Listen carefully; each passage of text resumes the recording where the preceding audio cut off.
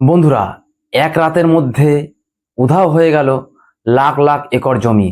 ভাবতে পারছেন যে ওয়াকফ সম্পত্তি ক্ষমতা এতদিন ভারতীয় রেল এবং ভারতীয় সেনাবাহিনীর পরেই সবচেয়ে বেশি বলে দাবি করা হতো, আজ তার আসল চেহারা সরাসরি সামনে চলে এসছে।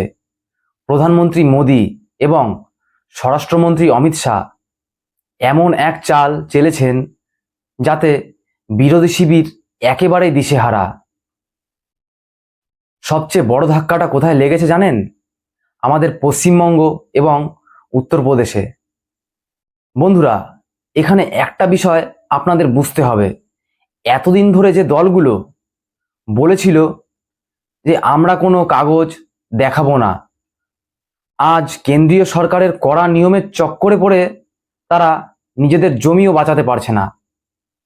কাগজ নেই তো সম্পত্তিও নেই, সরাসরি বাতিল।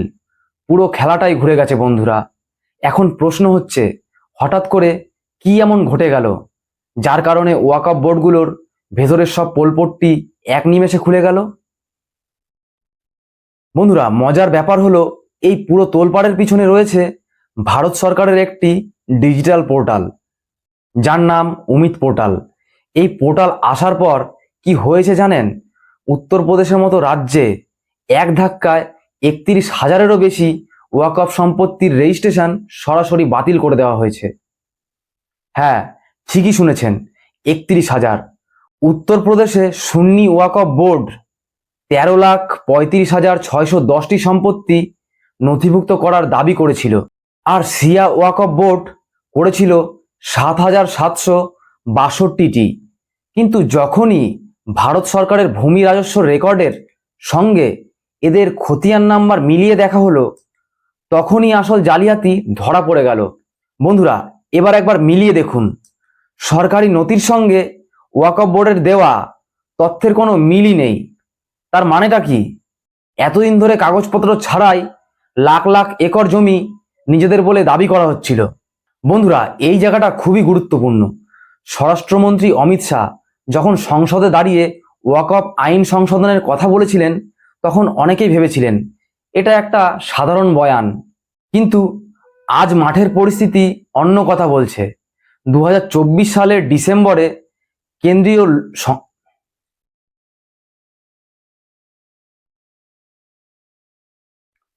২০২৪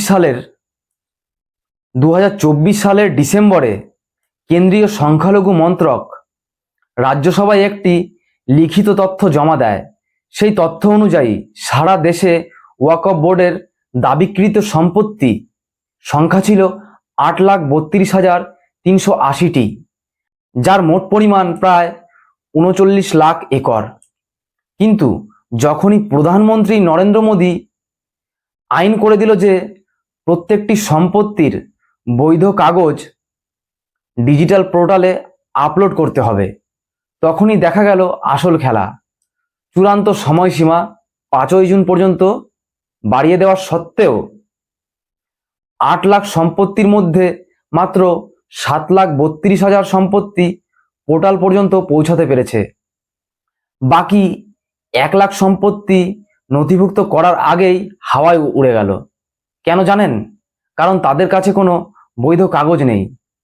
বন্ধুরা, এখন প্রশ্ন হচ্ছে যে সম্পত্তিগুলোর নাম নথিভুক্ত করা হলো, সেগুলো কি সব বৈধ? একেবারেই না। তদন্ত যত এগোচ্ছে ততই জল্পনা বাড়ছে।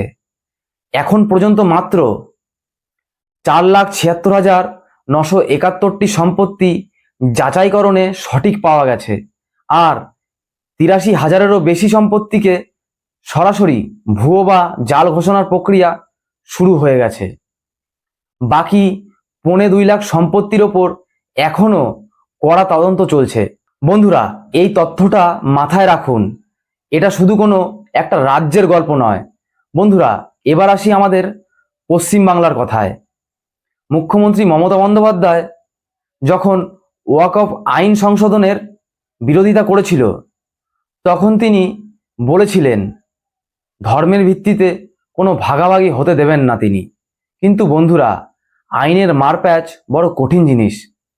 কেন্দ্রীয় সরকারের কড়া নির্দেশে যখন দেখা গেল নথি আপলোড না করলে সম্পত্তি হাতছাড়া হবে, তখন মুখ্যমন্ত্রী মমতা বন্দ্যোপাধ্যায় নিজে উদ্যোগী হয়ে বোর্ডকে বললেন, তাড়াতাড়ি সব আপলোড করো।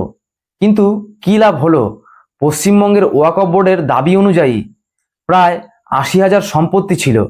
উমিদ পোর্টালে নথিভুক্ত করা হলো ১২,৩৫৬টি সম্পত্তি, আর তার মধ্যে ১০,৭৬৪টি সম্পত্তিকেই ভুয়ো ঘোষণা করার প্রক্রিয়া শুরু হয়েছে।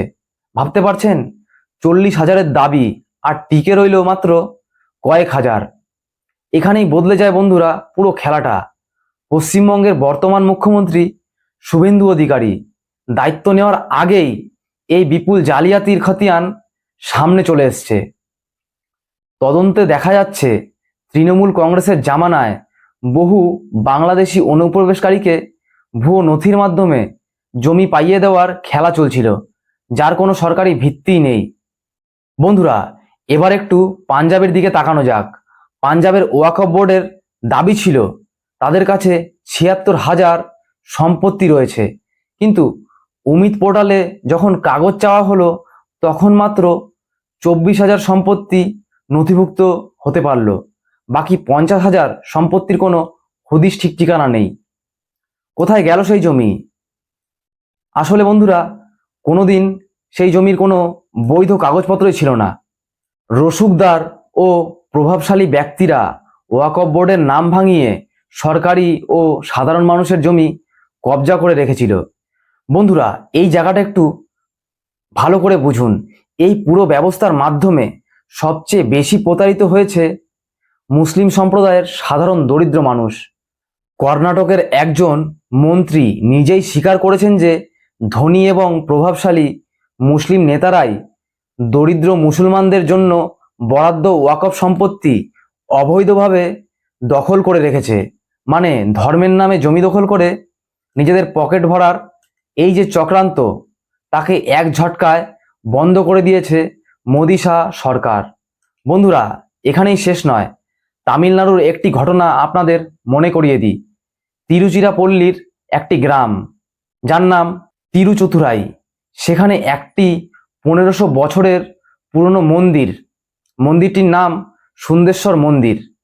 ইসলাম ধর্মের আগমনের আগে, মানে কয়েকশো বছর আগের মন্দির।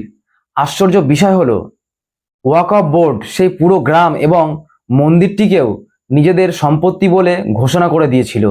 যখন এই মামলা নিয়ে আদালতে মামলা হলো এবং উমিদ পোর্টালে কাগজপত্র চাওয়া হলো, তখন তামিলনাড়ুর ওয়াকফ বোর্ডের সব জারিজুরি শেষ। তামিলনাড়ুতে ১৫,০০০ সম্পত্তি নথিভুক্ত হয়েছিল, যার মধ্যে মাত্র ৫,০০০ সম্পত্তি সঠিক পাওয়া গেছে, বাকি সব ভুয়া। বন্ধুরা, কিন্তু তারপর যা হলো তা আরও চমকপ্রদ।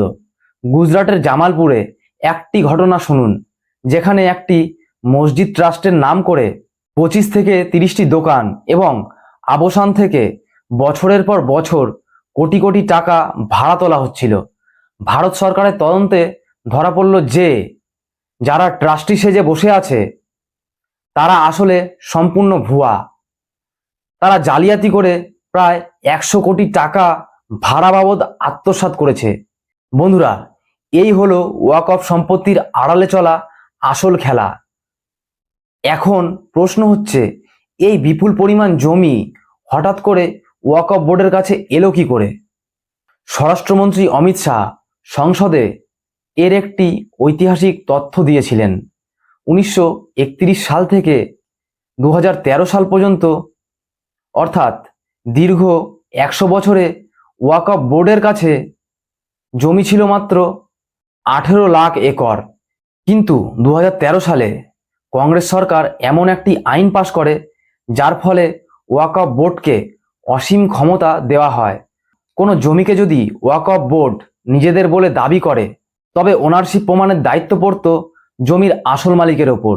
এই আইনের জোরে ২০১৩ থেকে ২০২৫ মাত্র ১২ বছরে আরও ২১ লাখ একর জমি ওয়াকফ বোর্ডের অধীনে চলে যায়। ১০০ বছরে ১৮ লাখ আর ১২ বছরে ২১ লাখ। ভাবুন কি হারে জমি কবজা করার লাইসেন্স দেওয়া হয়েছিল। কিন্তু প্রধানমন্ত্রী মোদি এবং স্বরাষ্ট্রমন্ত্রী অমিত শাহ খেলার নিয়মটাই বদলে দিলেন। তারা বললেন, ডিজিটাল যুগে সবাইকে সমান মানতে হবে। যদি আপনার কাছে ভূমি রাজস্ব দপ্তরের বৈধ খতিয়ান এবং মিউটেশন সার্টিফিকেট থাকে, তবেই আপনার সম্পত্তি পোর্টালে টিকবে, নইলে তা সরাসরি সরকারি খাস জমি অথবা সাধারণ মানুষের কাছে ফেরত চলে যাবে। বন্ধুরা, এই যে কড়া পদক্ষেপ, এর ফলে আজ লাখ লাখ একর জমি ভুয়ো দখলদারের হাত থেকে মুক্ত হচ্ছে। সে হিন্দু হোক, খ্রিস্টান হোক বা দরিদ্র মুসলিম। যাদের জমি অন্যায়ভাবে কেড়ে নেওয়া হয়েছিল, তারা আজ স্বস্তির নিঃশ্বাস ফেলছে। ভারতের মতো একটি গণতান্ত্রিক দেশে, যেখানে সবার জন্য আইন সমান হওয়া উচিত, সেখানে একটি নির্দিষ্ট বোর্ডের কাছে এত বিশেষ ক্ষমতা কিভাবে থাকতে পারে? আজ মোদী সরকারের এই ডিজিটাল স্ট্রাইকের পর বিরোধীদের সমস্ত রাজনৈতিক সমীকরণ ভেঙে চুরমার হয়ে গেছে। এখন দেখার বিষয়, আগামী দিনে এই তদন্ত যত গভীরে যাবে, ততই বড় বড় নাম সামনে আসবে। বন্ধুরা, আপনাদের কি মনে হয়, প্রধানমন্ত্রী মোদি এবং স্বরাষ্ট্রমন্ত্রী শাহের এই ঐতিহাসিক পদক্ষেপ কি দেশের সাধারণ মানুষের অধিকার ফিরিয়ে দেওয়ার জন্য একেবারে সঠিক সিদ্ধান্ত, নাকি এর পেছনেও কোনো রাজনৈতিক সমীকরণ রয়েছে? জবাব দেবেন আপনারা নিচে কমেন্ট বক্সে। এবং আমাদের বিশ্লেষণ ভালো লাগলে রিসার্চ বাংলা নিউজ ইউটিউব চ্যানেলটিকে সাবস্ক্রাইব করে আমাদের পাশে থাকুন। আজকের আলোচনা এখানেই শেষ করছি।